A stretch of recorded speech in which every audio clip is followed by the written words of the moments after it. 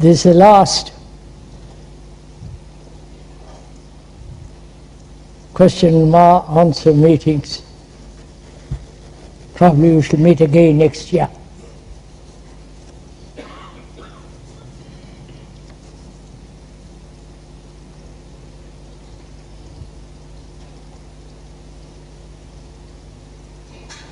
One always wonders why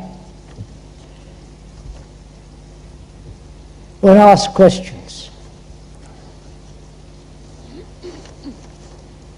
Is it out of curiosity?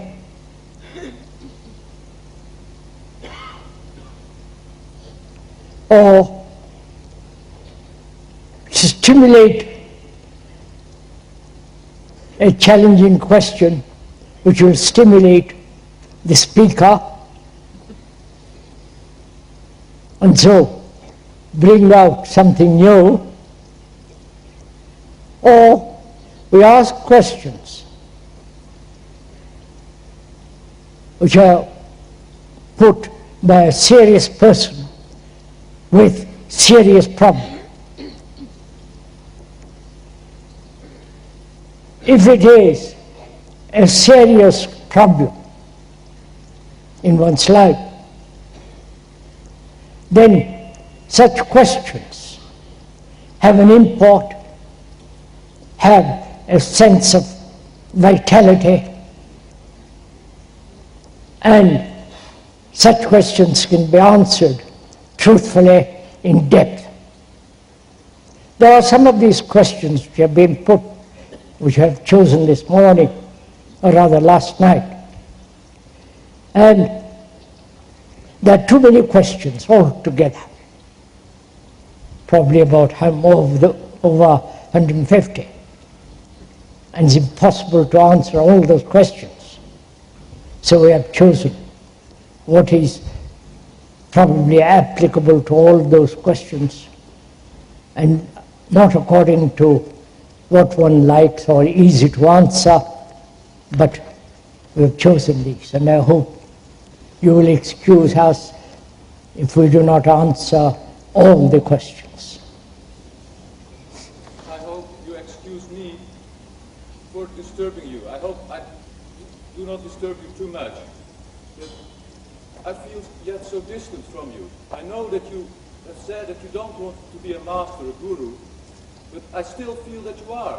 You're sitting there and you're so far away from me. And I wonder, can it be changed? That's my only question. Sitting on a platform doesn't give one authority. Sitting in a platform little raised above is only for convenience, because you can see the speaker and the speaker can see. And the whole question of authority, guru, we have dealt with that question so very often, and perhaps we should deal with it again. There is a question with regard to gurus a little later on. May we wait till then, sir?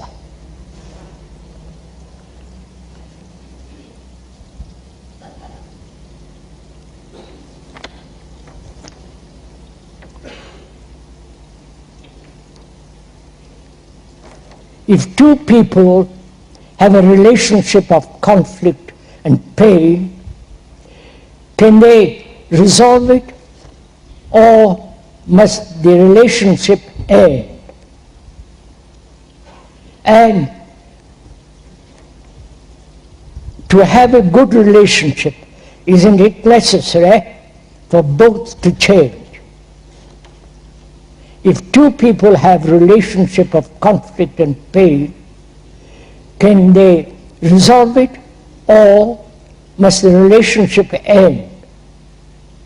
And to have a good relationship, isn't it necessary for both to change? I hope the question is clear.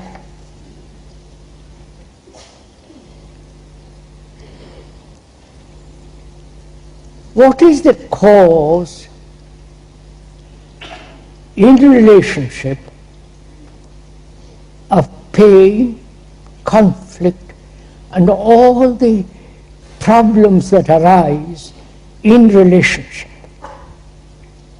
What is the root of it?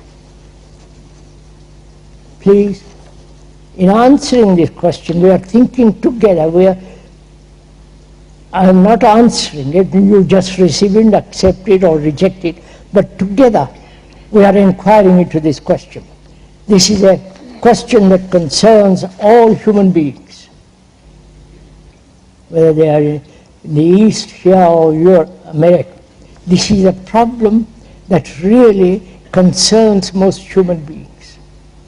Apparently, two people, man and woman, cannot live together without conflict,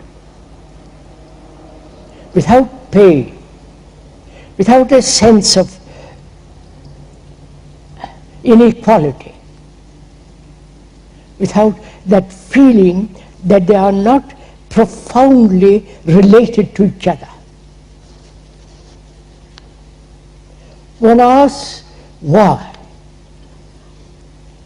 There may be multiple causes: sexual, lack of temperament, the opposite feeling, that of belief, of ambition.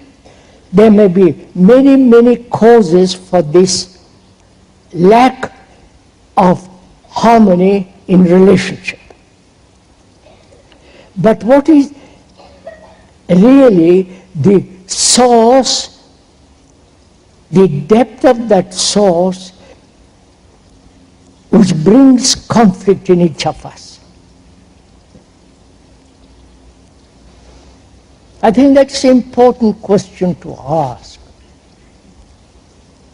To ask, and then not wait for an answer from somebody like the speaker, but having put the question, have the patience to wait, hesitate, let the question itself take seed, flower, move.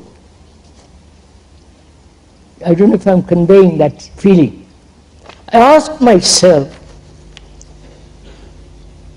why, if I am married to a woman or live with a woman, why do I have this basic conflict between us? I can give superficial answers. Because she believes she's a Roman Catholic, I'm a Protestant. Or I'm a this or that. Those are all superficial reasons. But I want to find out what is the deep-rooted or deep source of this conflict between two people. I have put the question, and I'm waiting the question itself to flower, to expose all the intricacies that lie behind the question. Because there are a great many intricacies in the question and what the question brings out. For that I must have a little patience, right? Little sense of waiting, watching, being aware, so that the question begins to unfold. As it unfolds, I begin to see the answer. Not that I want an answer, but the question itself begins to unroll. Show me the extraordinary complexity that lies between two people, between two human beings that are perhaps like each other, perhaps are attracted to each other. When they are very young, they get sexually all the rest of it. And later on, as they grow a little older, they get bored with each other and gradually escape from that boredom through another person, divorcing or quietly, all the rest of it. But the same problem exists with the other. So I have to have patience. Patience, I mean by that word, not allowing time to operate. I don't know if you have gone to the question, patience and impatience. Most of us are rather impatient. We want our questions answered immediately, or escape from it immediately, operate upon it immediately. So we are rather impatient to get on with it. This impatience doesn't give one the depth of understanding of the problem. Whereas if one had patience, which is not of time, because I'm patient, I'm not wanting to end the problem, I'm watching it, looking at the problem, let it evolve, grow. So out of that patience, I begin to find out the depth of the answer, right? Let us do that together now this morning. We are patient, not wanting an immediate answer, and therefore our minds, brains are open to look, are aware of the problem and its complexity. Right? We are trying, no, I don't want to use the word trying. We are penetrating into the problem why two people can never seem to live together without conflict.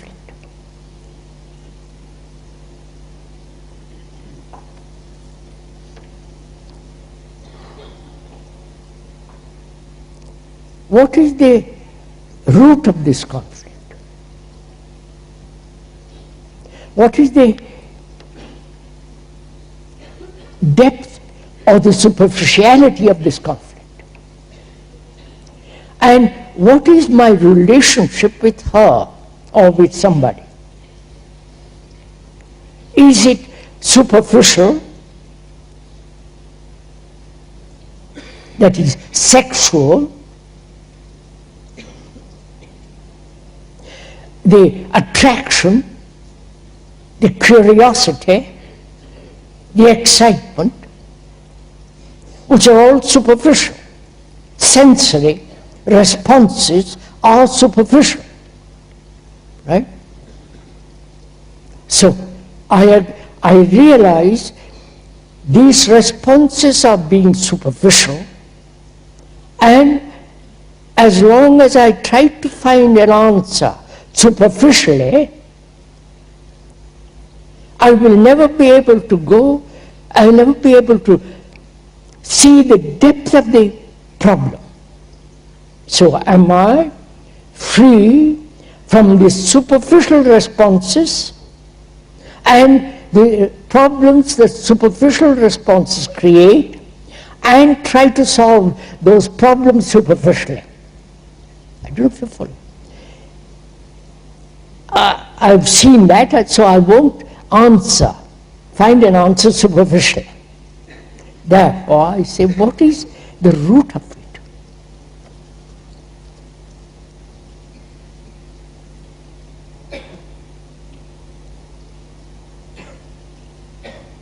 Is it education? Is it being a man, I want to dominate the other? I want to possess the other? I'm attached so deeply,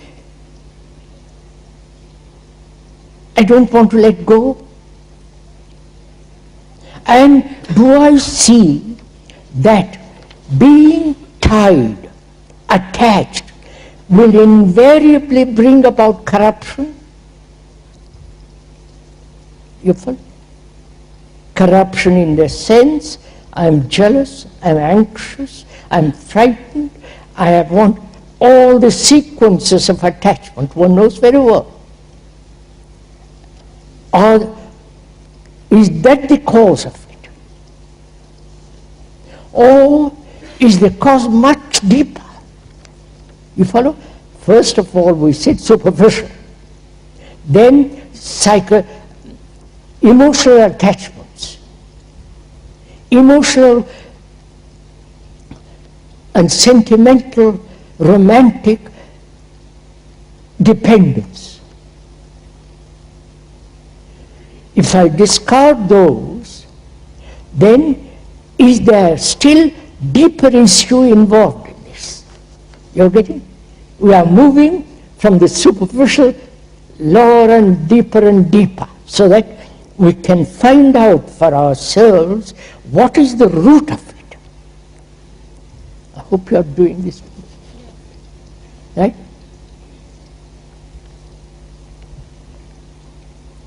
Now, how do I find the root of it? How do you find the root of it? Are you wanting an answer, right? Wanting to find the root of it, therefore making a tremendous effort. Or you want to find it, so your mind, your brain is quiet, looking. Right? So it's not agitated.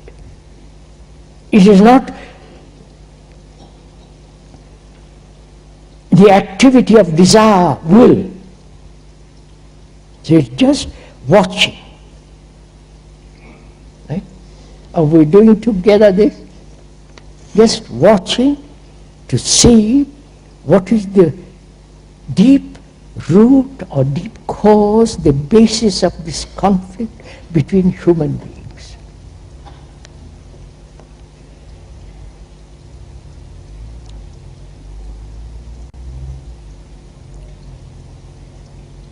Is it the sense of individual separation?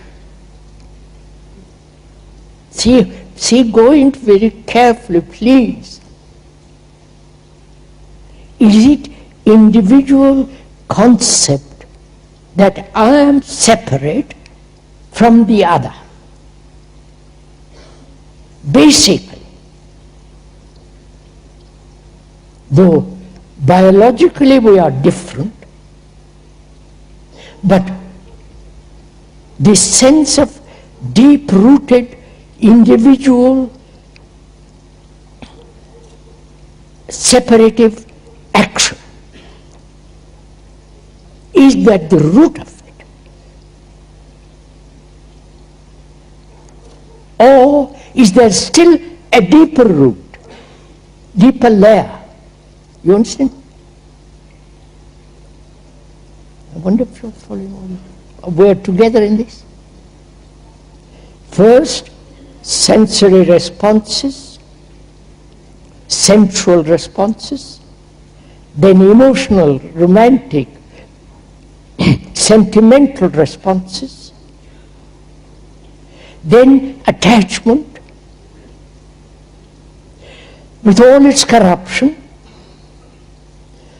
Or is it something profoundly conditioned brain that says I am an individual and she or he is an individual and we are separate entities, each must fulfill in his own way, and therefore the separation is basic. Right? Is that so?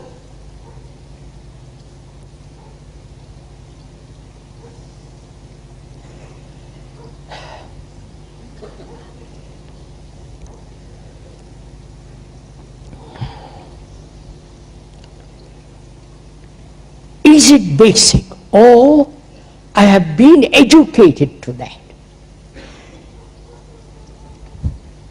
that I am an individual. And she must, also an individual, must fulfill herself in her own way, and I must equally. So we have already started from the very beginning these two separate directions, maybe running parallel together but never meeting. Like two railway lines that never meet. And all I am doing is try to meet. Right? Try to live harmoniously, struggle. Oh, darling, you are so good. Follow? Repeat, but never meet. Right? So, if that is the cause, and apparently it appears to be the cause, the root of it, is that separative existence of an individual a reality? Or is an illusion which I have been nourishing, cherishing, holding on to, without any validity behind it? If it has no validity, I must be quite sure, absolutely, irrevocably sure, that it is an illusion. And can the brain break away from that illusion and realize we are all similar psychologically? You follow? My consciousness is the consciousness of the rest of mankind. Though biologically we differ, we are psychologically, our consciousness is similar of all human beings. If I once realize, not intellectually but at depth, in my heart, in my blood, in my guts, the feeling, then my relationship to another undergoes a radical change, right? Inevitable. I do. Now, the questioner asks, we are in conflict. Must it end? If we are battling with each other all day long, as most people are, struggle, conflict, the bitterness, the anger, the hatred, the repulsion.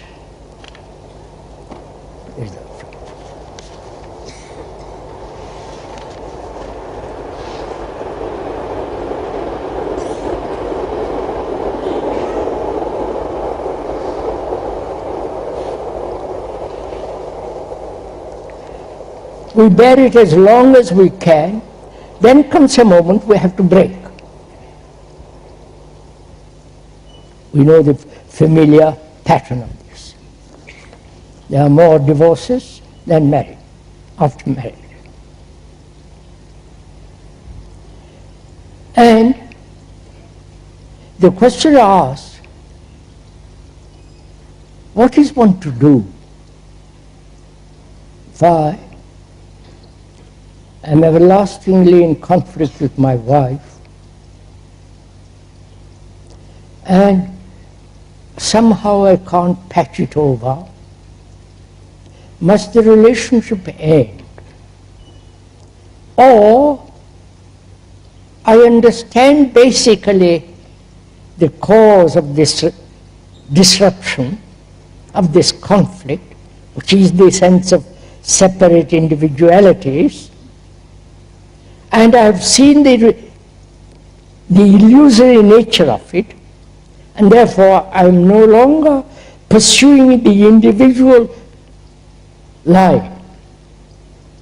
Therefore, what takes place between me, who have perceived that, and lives it, not verbally maintains it, but actually lives it, then what is my relationship with the person, with the woman, who still thinks in terms of the individual? You understand my question? It's very interesting. Go into it. I see, or she sees, but put it on to her. She sees the foolishness, the absurdity, the illusory nature of the individual. She understands it, she feels it. And I don't, because I'm a male. I'm more aggressive, more driving and all the rest of that. So, what takes place between us? She has comprehended the nature, and I have not. She won't quarrel with me, never, right? She won't enter into that area at all. But I'm constantly pushing her, driving her, and trying to pull her out of that area. I am creating the conflict, not she. You have understood how the whole thing has moved. Are you following all this? The whole thing has moved. There are no two people quarreling, but only one. See what has taken place. And I, if I am at all sensitive,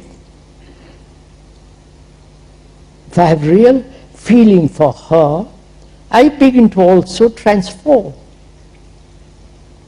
Because she is irrevocably there. You understand? She will not move out of that area. See what happens. If two immovable objects meet, there is conflict. I don't know. But if one is immovable, the lady, and I am movable, I naturally yield to that which is immovable. Right? I wonder if you understand all this. This is very simple. So,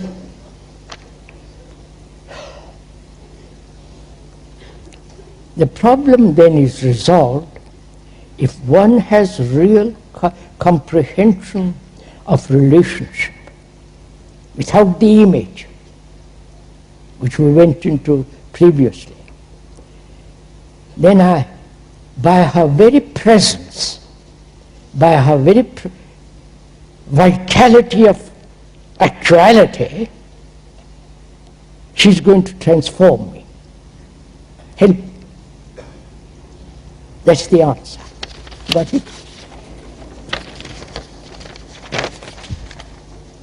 Would you please go into what you mean by reading the book of one's life at a glance or with a single look? Would you please go into what you mean by reading the book of one's life at a glance or at a single look? I think it is fairly obvious that we, human beings, are the history of mankind. Right? In us is the totality of all human psychological knowledge. Right? That's fairly obvious. I hope, must I go into that? That is,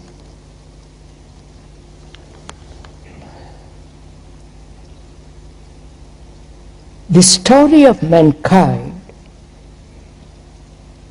which are wars, tears, bloodshed, pain, grief, laughter, agony, anxiety, loneliness, sorrow, all that is part of me. I am that. I am the story of all that. Right? The book of history is me, not the kings and part of the kings too. I am all that. Now, can I read that book, which is me? Do I have to read it page by page, chapter by chapter, not missing a single line, till I come to the end of the book? You understand my question? I am the story of all mankind. That's fairly simple. To see that even intellectually, right? Do I see that intellectually? That I am the story of all mankind. All mankind suffers, has shed tears, laughter, imitation, conformity, every sense of indignity, vulgarity, superficiality. I'm all that. Otherwise I wouldn't elect the politicians as they are. Right? So I'm all that, including the priest and the gods that thoughts had invented. I'm all that.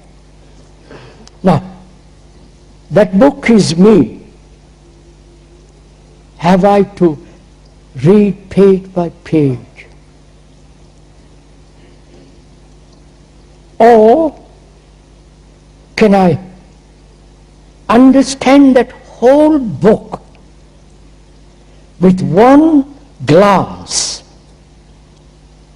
with one single look? You understand the two questions? We are saying it's impossible to read that book page by page, chapter by chapter. That will take you all your life.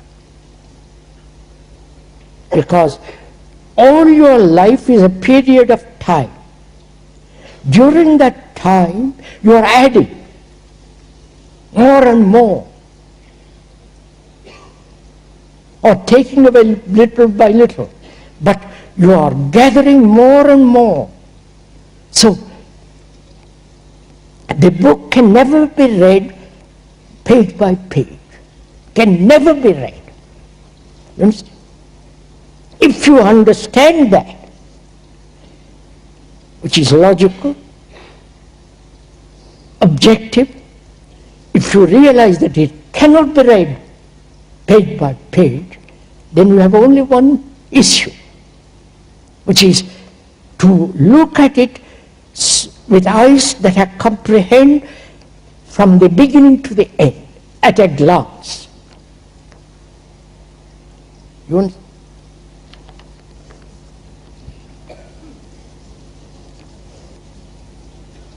What does that imply? What does it imply? To look at yourself, which is the story of mankind, storia, mankind, to look at it. You understand? Again, this requires patience. To look at it with a patient, silent brain, so that the book itself unfolds rapidly. Now just a minute. When you have a map of, is it Switzerland? Yes. Is it?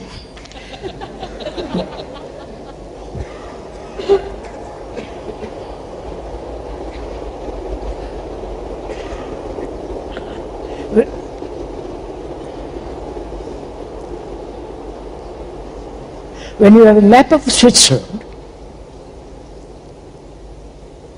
with all the lakes and the mountains, all that, the beauty of the land, if you have a particular direction from Gstaad to go to Bern, you are only concerned with that route. You don't look at the rest of the map. That is, you have a particular direction, and if you have a particular direction, you neglect to look at the rest of the map. Please understand this. But if you have no direction, then you look all around. Vous avez compris? You have understood the thing? Moment you have a motive which gives you a direction, then you are only looking in a particular direction. But if you have no motive, and also no direction, then you look at the whole map at a glance. You understand? Now, can you do this the same with oneself? Anger, jealousy, brutality, aggression, attachment, all that. That's the whole map of yourself, which requires quietness of the brain and no direction. Then you see clearly the whole of it. You hear the whole tone of that history. And you have captured it immediately, the wholeness of it. Right? Have you got? Shall we go on to the next question?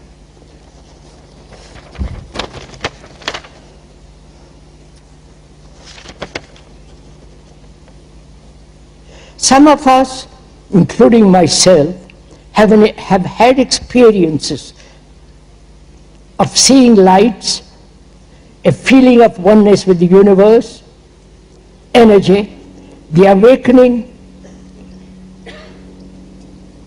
Kundalini, inward activity, clarity. These last sometimes for moments, for hours. Or are these not steps towards illumination? God, what a lot of silly people we are. Some of us, including myself, have had experiences of seeing lights, a feeling of oneness with the universe, energy, the awakening of Kundalini, inward clarity. These last sometimes for moments or hours. Are these not steps towards illumination?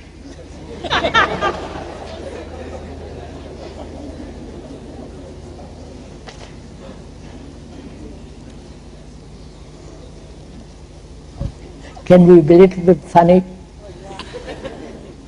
I wonder if one's liver is all right. When you see lights, flashes and all that. Just a minute, just a minute. You know, some people do have seriously certain experience, certain perceptions. I wouldn't call experiences. Now, let's examine what experiences are. What is an experience? Either it is sensory experience, sensual experiences or psychological experiences, right? Or purely physical experience like pain, toothache, and so on. We are talking here about psychological experiences. Now, what do you mean by experience? An incident, a happening, which you must recognize, right? Name it, and therefore the experience is different from you who are experiencing. I don't know if you follow all this. Therefore, it means if the experiencer is experiencing something, he must know what it is. He must be able to recognize it, otherwise it's not an experience. Right? I don't know if you follow all this. If I can't recognize the experience, it doesn't exist. I recognize it because I've already had the symptoms, the knowledge of it. Therefore, I say that is an experience. I have seen in my experience as a Hindu, if I'm a Hindu, some deity. Because my brain is conditioned to that. If you are a Christian, you have an experience of Jesus or whatever it is. So, as long as there is an experiencer separate from the experience, what you call the new experience is really the old experience manifesting itself in a different form, and you recognize it, and you call that experience. Now, a mind that is clear means absolutely without the shadow of self. It has no experience. Right? Because there is nothing to experience. Illumination is not a state of experience, which is so absurd. Because, so, truth, or that ultimate energy, you can't experience. You can't say, well, I have reached that. That statement, I have reached that, is full of vanity and arrogance. A mind, a brain that, or a mind that is free from arrogance, which is utterly, in its simplicity, humble, in which there is no self whatsoever, then that eternity might be there. But if you say, I'm experiencing that, then it's like experiencing anger. It's as good as anger. But let's call it illumination. And there is this new, brought from India, I wish they would keep it to themselves, brought from India about the Kundalini. Probably many of you have heard this. If you haven't, forget it. But if you have, those people who write about it, please, I'm saying this most respectfully, those who talk about do not know anything about it. You might say, what right have you to say to that? Why do you say they do not know? Which means you know. Right? Naturally, that's an obvious question.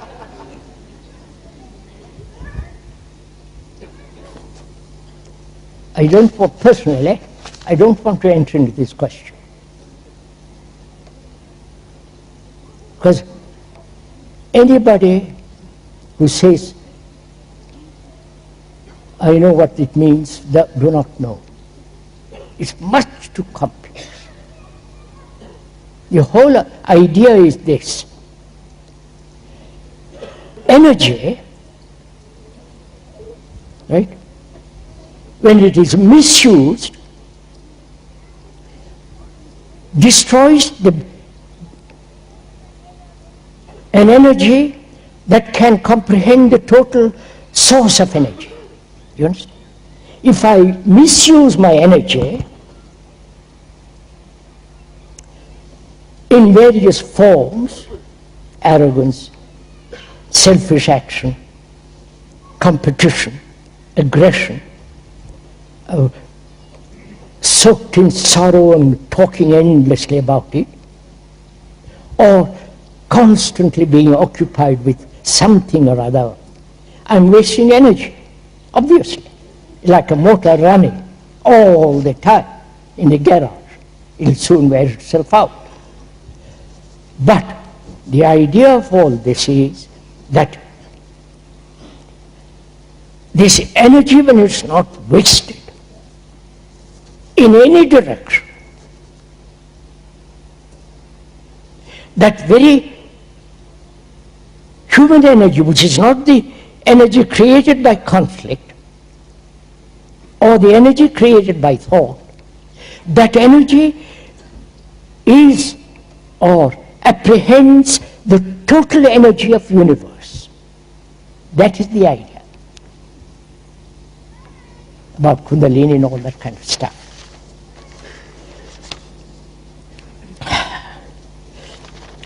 So the questioner says, is this a process of illumination? You can't, if one may point out again most respectfully, you cannot prepare for illumination. It is like cooking a nice dish. You take time, peel the potatoes, collect the rest of it. But, and illumination is not something that you come gradually, process. It is there if you are utterly, totally unselfish and have a brain that is utterly without a shadow of conflict.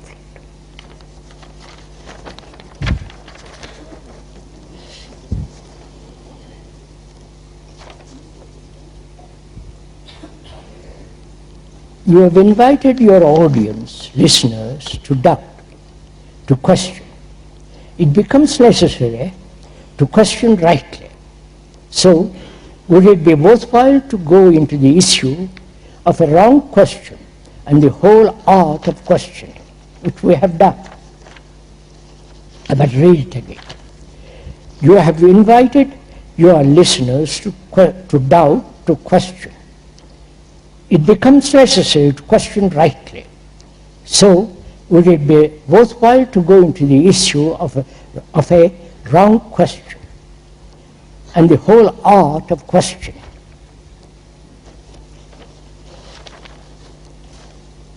Please, the speaker has not invited you to question, to doubt, to have skepticism. It's part of one's own natural intelligence. It's not the speaker says, let's doubt. That's meaningless. But if we are not gullible,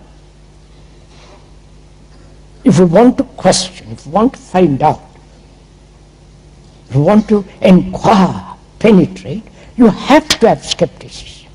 You have to doubt your own experiences, your own standards, your own conclusions, your own prejudices.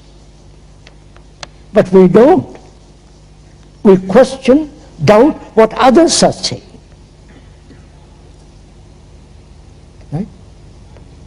Now, when one is questioning out of one's own innate inquiry, penetration, doubt, then it has importance, then it has vitality. It clears the brain of its prejudices. If I have prejudice and I hold on to that, I never questioning it, my brain becomes gradually dull.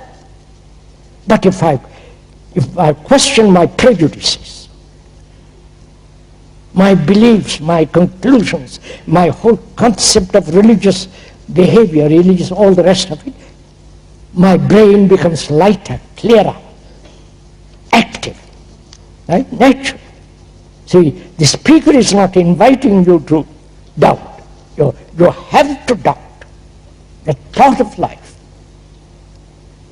It's only the gullible, the people who want to hold on to some fanciful, romantic, sentimental image that they are in doubt. And the art of questioning. You know, there are three arts. The art of listening, the art of seeing, and the art of learning. Right? The art of listening is to listen without interpretation. Right? To listen without translating what is being said to suit your own comfort and desires. To listen so that, to listen not only with the hearing of the ear, but to listen to the word and what lies behind the word, and listen so attentively that you capture the depth of the meaning. The art of seeing is to observe without the word, without the name, without the form. Which means to observe without any direction, without any motive. To observe so that you capture the whole movement of yourself, of what, you follow? The movement of the trees, of the rivers, of the hills, to see. And the art of learning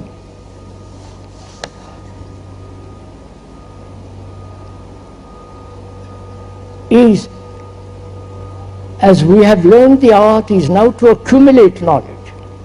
That's the art of learning. I don't know mathematics, but I study. I have a professor who will teach me, and gradually I learn mathematics so that I can apply as an engineer or a technician to the whole technological world. Right? Can I wait for that?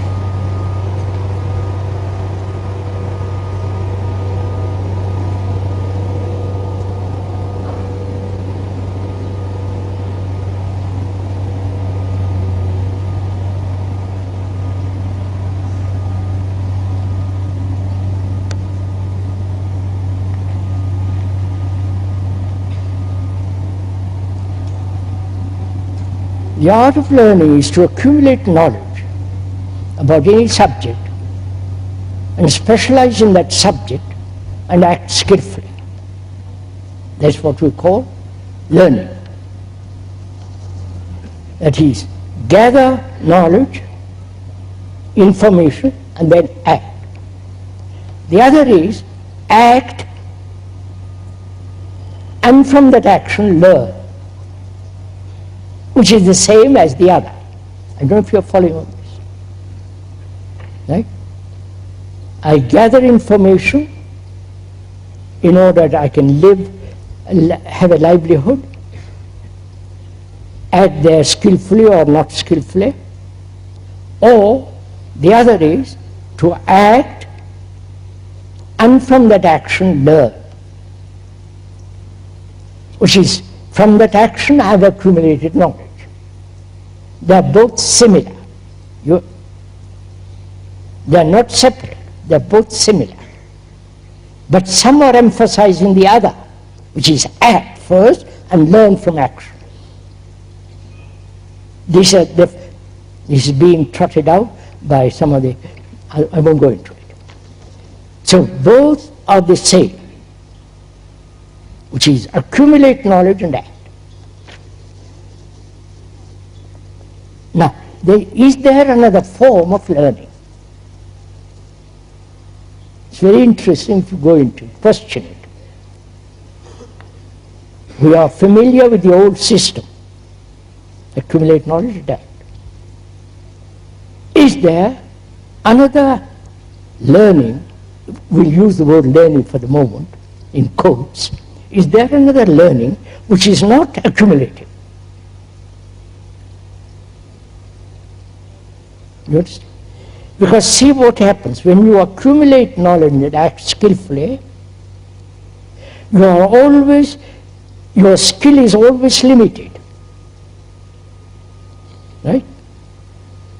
Limited according to your knowledge, and knowledge can never be complete. Therefore your action will inevitably be incomplete and therefore cause conflict.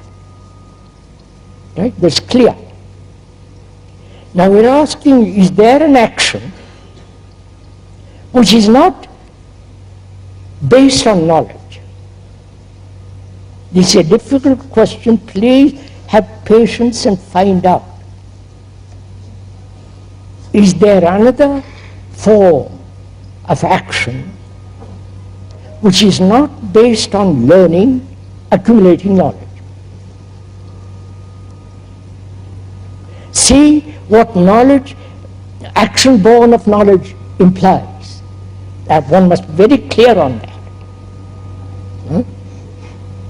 Are you getting tired?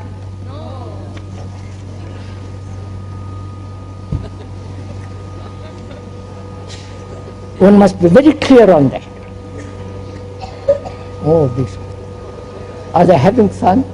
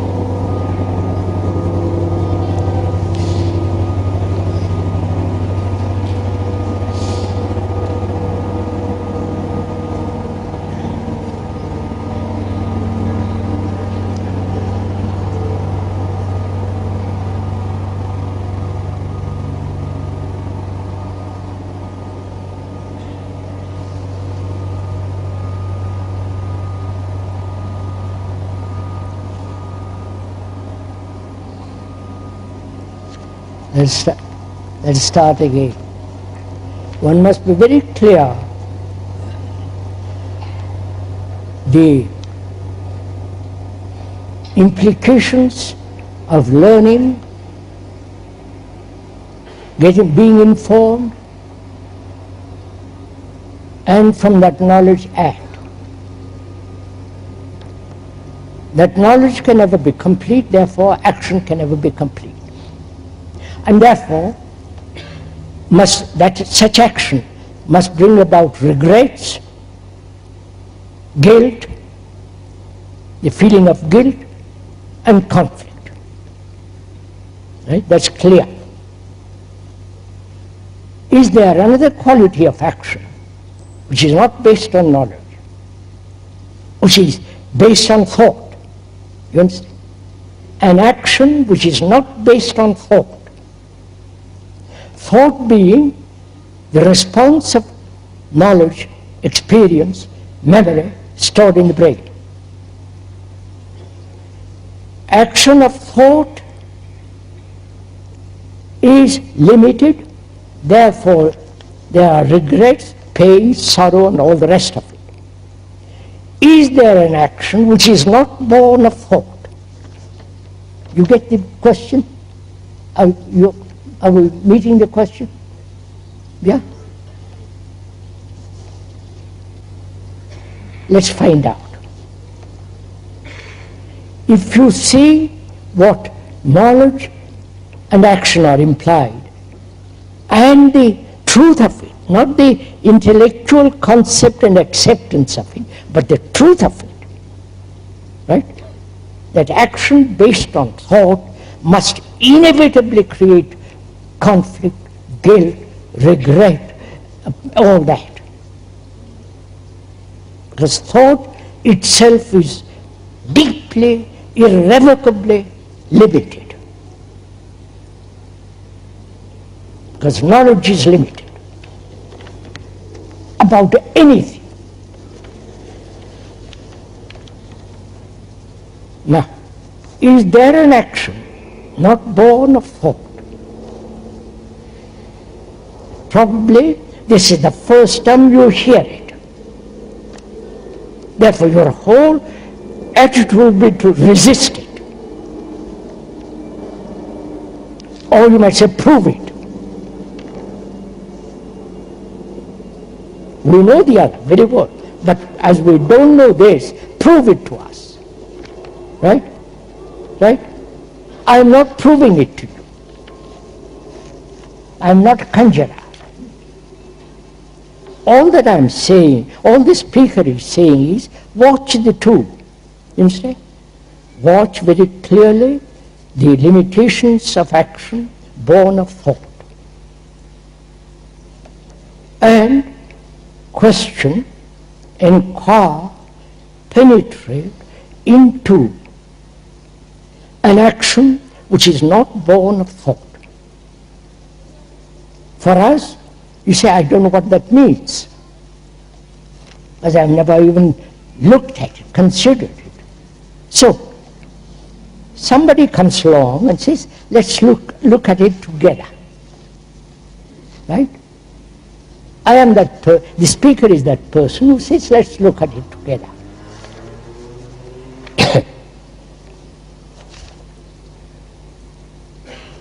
Is love thought? You understand my question? Have you understood my question? Is love born of thought, born of desire, born of pleasure? Or I'm asking you the speaker asking a simple question. If you say love is part of thought, then love is part of hate. Naturally. Can hate and love together exist? So logically, objectively, perhaps very, very sanely, love has no relationship whatsoever with thought. Right?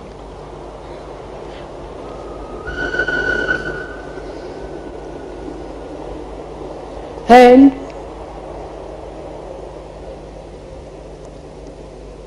thought, as is not related to love, right? What is the action of love which has no relationship with thought? You understand that? Are we meeting each other? Vous êtes un peu paralysé.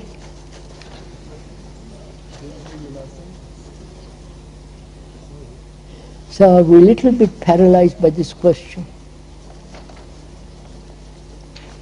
I'm afraid we are.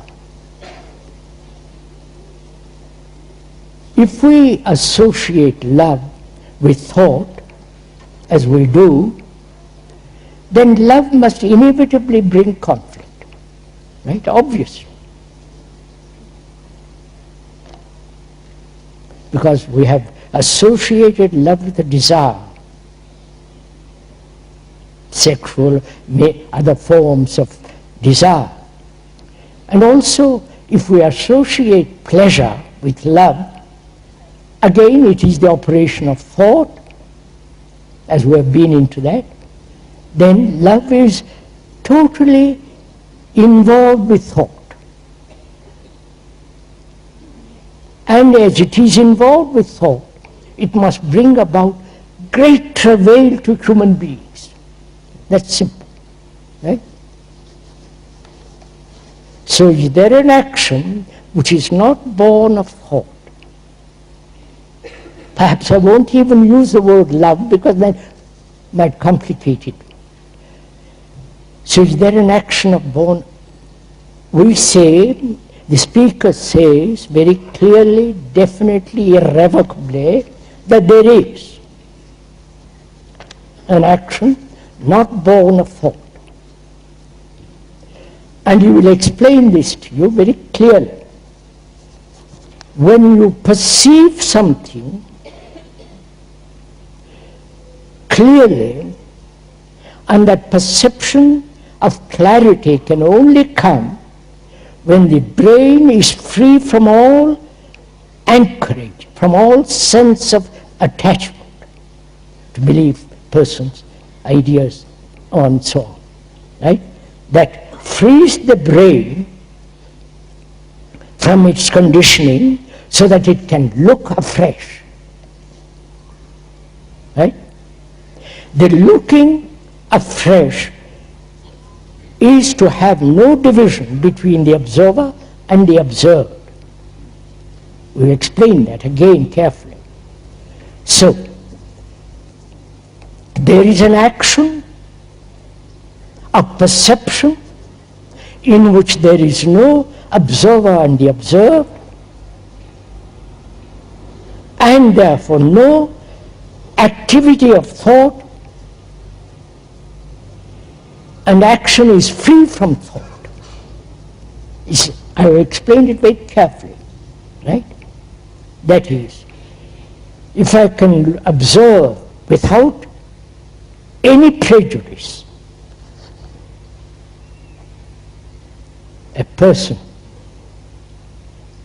especially in relationship, to observe very clearly, without all the memories one has gathered about her or him for the last 20, 40, 10 days. To be free of that, utterly, a brain that is not collecting hurts on all that. Such a brain is free to observe. That observation is the operation of the total brain, because there is no hindrance, right? It operates as a whole.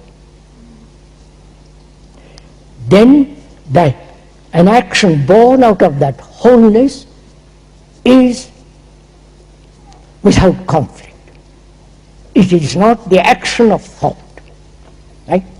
I have explained, it's up to you.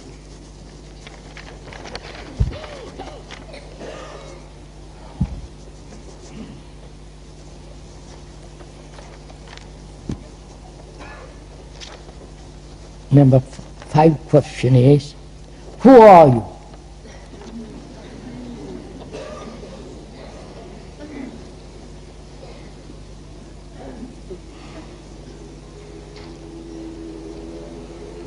Is that an important question?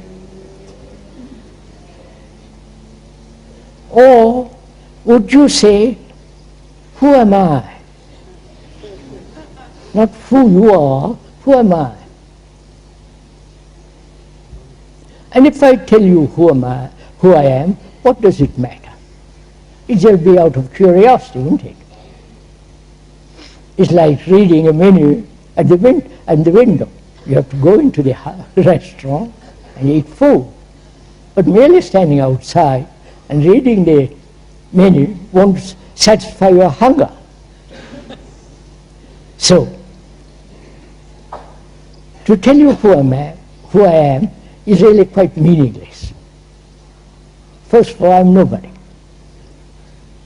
Right? That's all. It's very simple as that. I'm nobody. But what is important is who you are. What am I? What are you?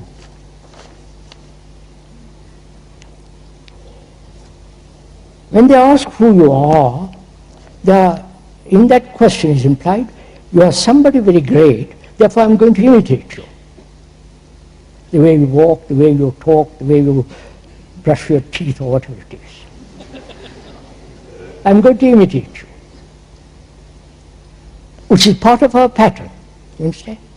There is the hero, or the man who is enlightened, or the guru, say, I'm going to copy everything you do. Which becomes so absurdly silly, you understand? Childish to imitate somebody. And are we not the result of a lot of imitations? Right? The religions have said, they don't use the word imitate, but give yourself over, surrender yourself, follow me, I am this, I am that, worship, right? All this is what you are. In school you imitate.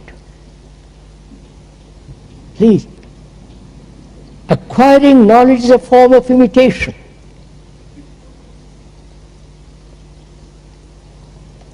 And of course there is the fashion, short dress, long hair, short hair, beard, no beard. Imitate, imitate, imitate. And also we imitate inwardly. So we all know that. But to find out who you are, not who the speaker is far more important. And to find out who you are, you have to inquire. You are the story of mankind,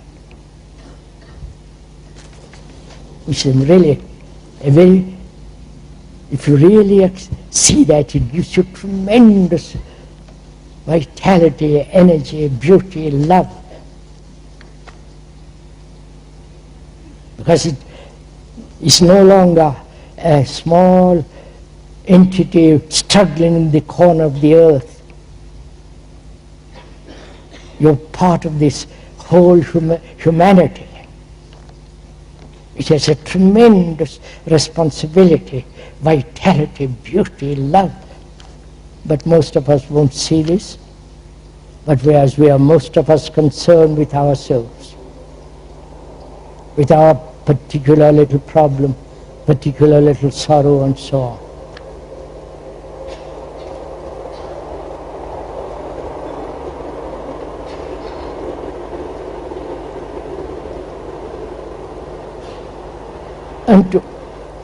And to step out of that narrow circle seems almost impossible.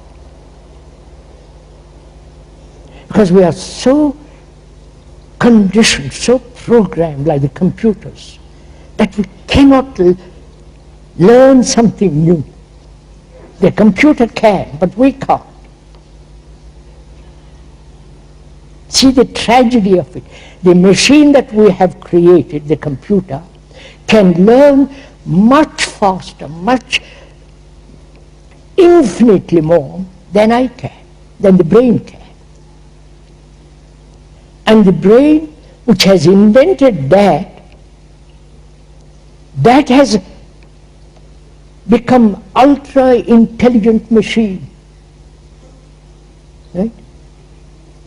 Whereas our brain is sluggish, slow, dull, because we have conformed, we have obeyed, we have followed. There is the guru, there is the priest, there is the rich. You follow? And when you do revolt, as the revolutionaries and the terrorists do, it is still very superficial. Changing the pattern of politics, of so-called society. Society is merely the relationship between people. And we are talking of a revolution, not physical, but the psychological revolution in which there is no, at the depth, conformity. You may put on trousers because you're in this country, and you put on in India's different clothes. That's not conformity.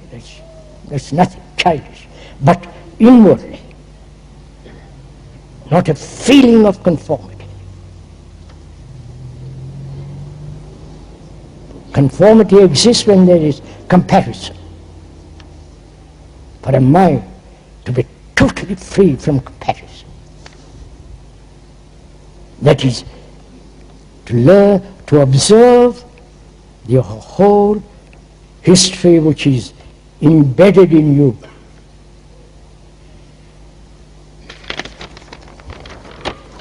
I'm afraid this has to be the last question. There are too many of them. Would you please speak further on time, measure, and space?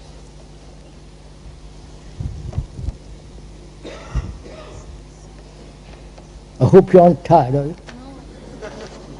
And please, don't be polite. It doesn't matter. If you are tired, just quietly listen. As most of us are tired, our brains have become exhausted, right? By the usual repetition, going to the office, seeking pleasure, resisting conflict. Our brains, please realize, they are tired brains.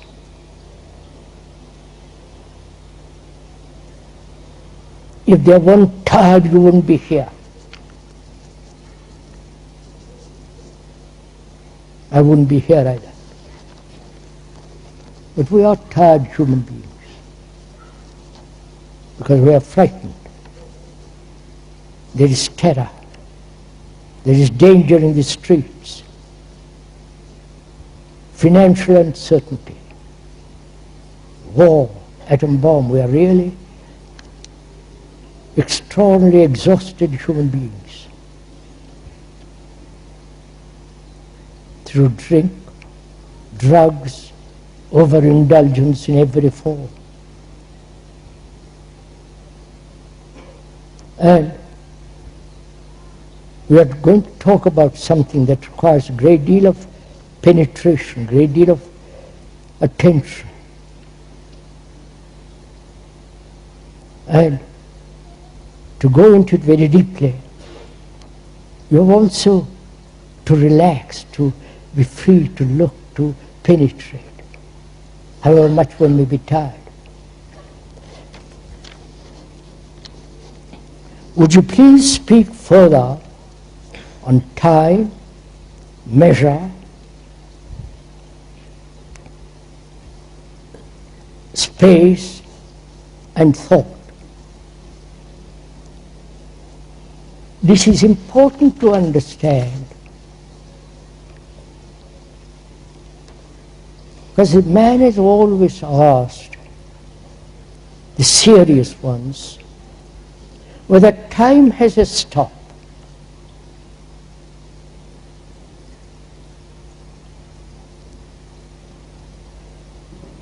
whether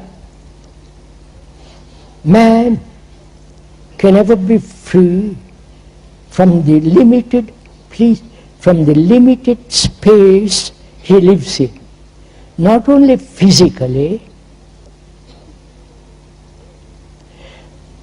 The physical space is becoming narrower and narrower because of overpopulation. Cities, we seem to live in flats, drawers that you pull out and pull back. You understand? Push back. Space physically is becoming very small. And perhaps that's one of the reasons why there is violence in the world. Because we have no space. That's why big cities like New York, London, Paris, they breed violence. They're all too close together. This is one of the facts which have been investigated. They have put many rats in a small space. And these rats become totally disoriented. They eat their own children, they kill each other, exactly as we are doing, because they have no space, physical. So this is a question that one must go into very, very seriously if you are interested.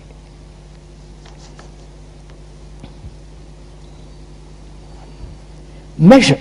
There are three things: time, measure, space. What is time? What is space?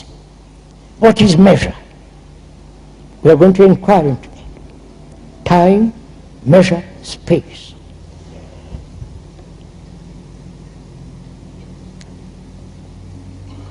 And as we said,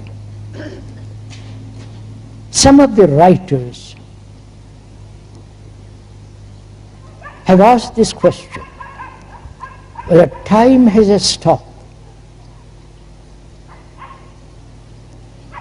Because psychological time we are talking about, not the chronological time by the watch, or you can't stop the sun from setting and rising. But we are talking about time as a movement of becoming, or being, or climbing, or expanding. Right? Time, which is part of evolution.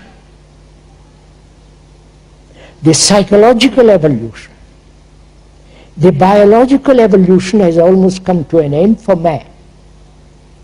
Right? Obviously. He is not going to develop a fourth arm or third arm or something or other.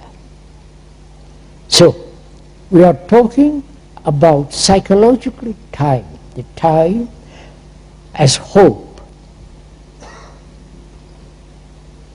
as something that has happened yesterday or last year, and that memory of it is time. The repetition of it is time. The endeavor to escape from it is time. You following on? To suppress it, to do something about it. All that involves time. And where the people ask, not only the writers, the scholars who have written volumes about time and all the rest of it, and also the ancient Hindus have asked this question, whether time has a stop so that a new movement can take place. Not imaginary, not fanciful, not romantic, all that kind of stuff, but actually psychological time coming to an end. Right? That's one question. The other is measure.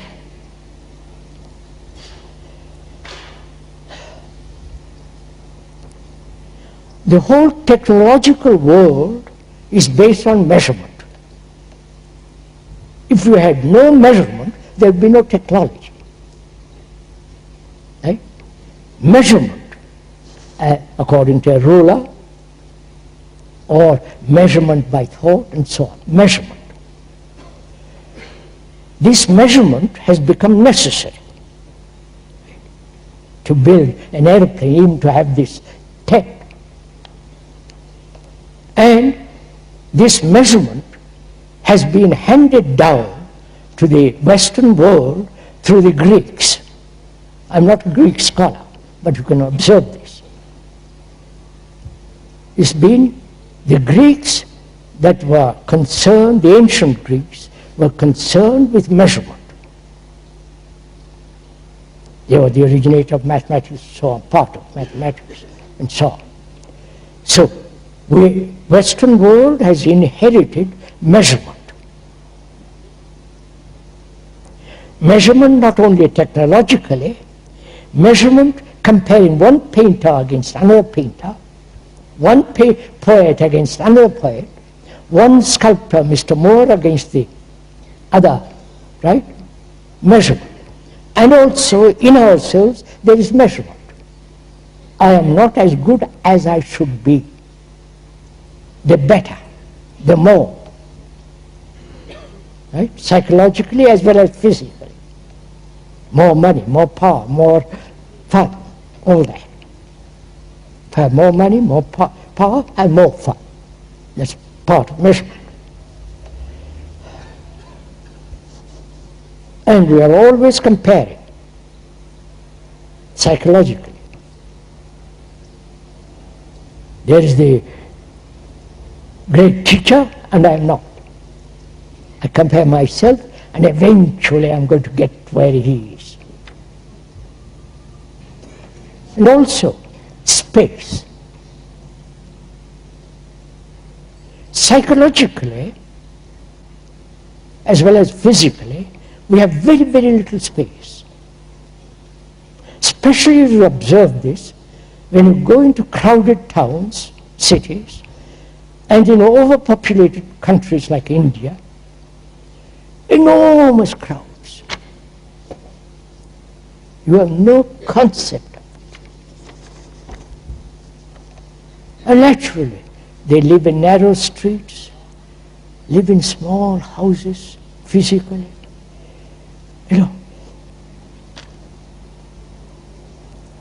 naturally, there is always a battle going on for space, physical space. For God's sake, move over into that corner. Don't crowd me. And also psychologically, that is, in consciousness, we have very little space. It's crowded. Right? It's crowded with our knowledge, crowded with our fears, anxieties, despair, depressions, seeking happiness, seeking illumination, seeking the powers of Kundalini. Follow? Occupied. Wanting more. Better understanding, greater power. I'll fast. I'll have more energy, fasting. Physically, it is, you follow? Always occupied. And therefore there is very little space. If you observe, your consciousness is filled. And therefore there is no space. And then, realizing no space, you begin to inquire into the space of the universe. Astrophysicists are doing this. That extraordinary world of cosmos, which is essentially order. Cosmos in Greek means order. The scientist whose brain is limited because of his knowledge because of his conditioning with his relationship with another, his drink, his desire for more power, more money, more status, more publicity, follow? And that little brain is inquiring into something immeasurable and translating what they see through telescopes into mathematical problems.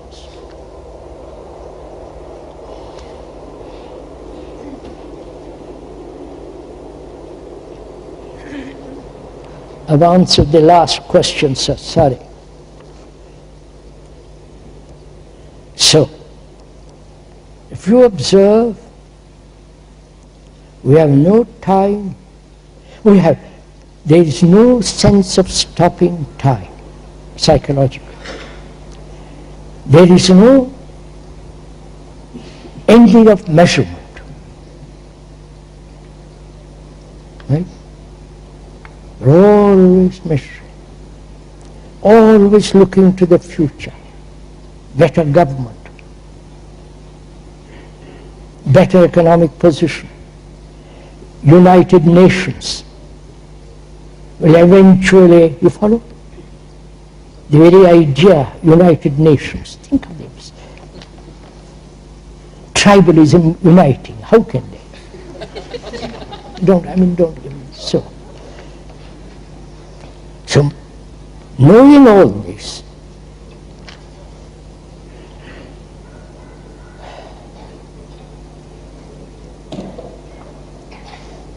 we're asking whether time,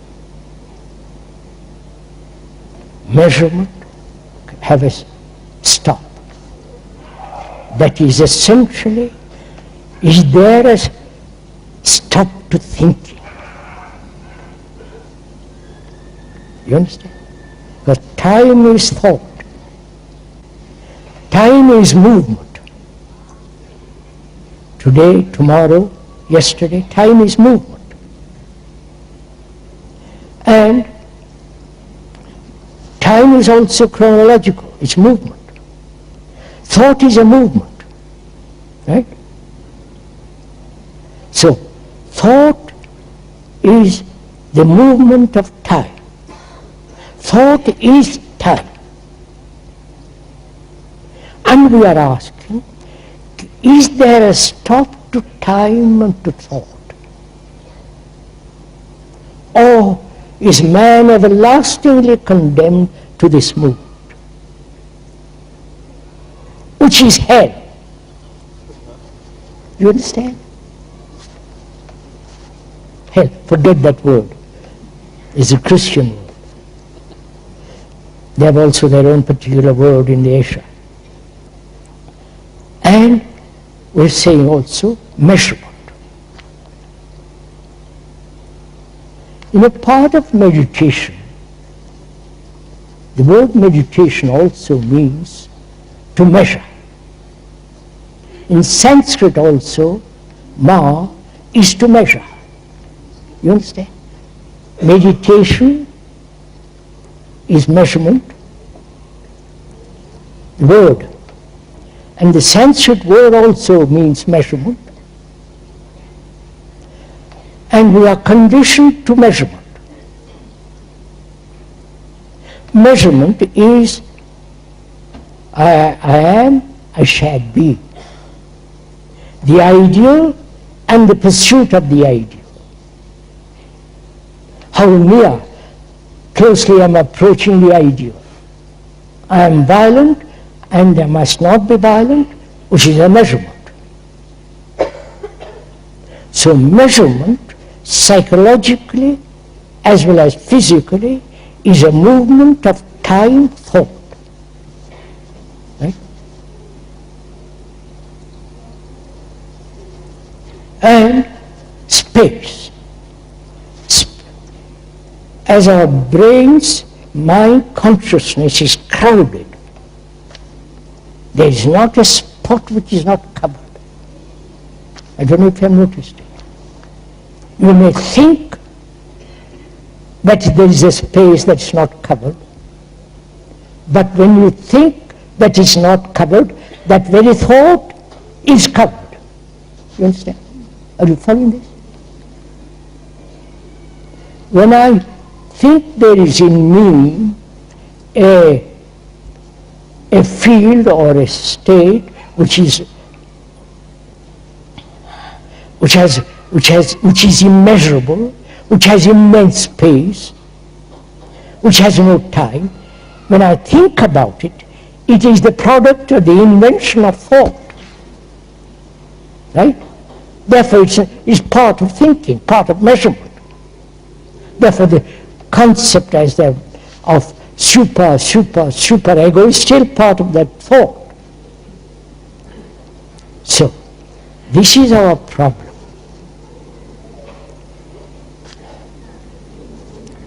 Whether time, thought has come to an end, which is measurement, and can they have space, infinite space, not the space invented by thought. Is this possible?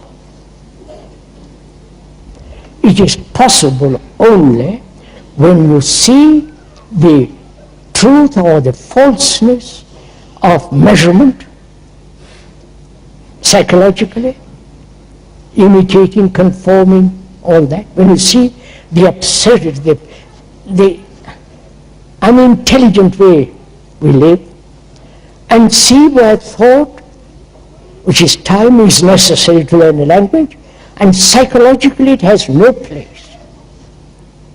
When you see the truth of it, right, then consciousness,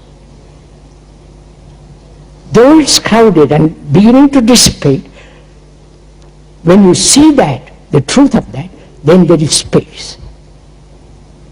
It's not that what you do to end time, what you do to measurement, say I must stop measuring, but seeing the truth of it will set the brain free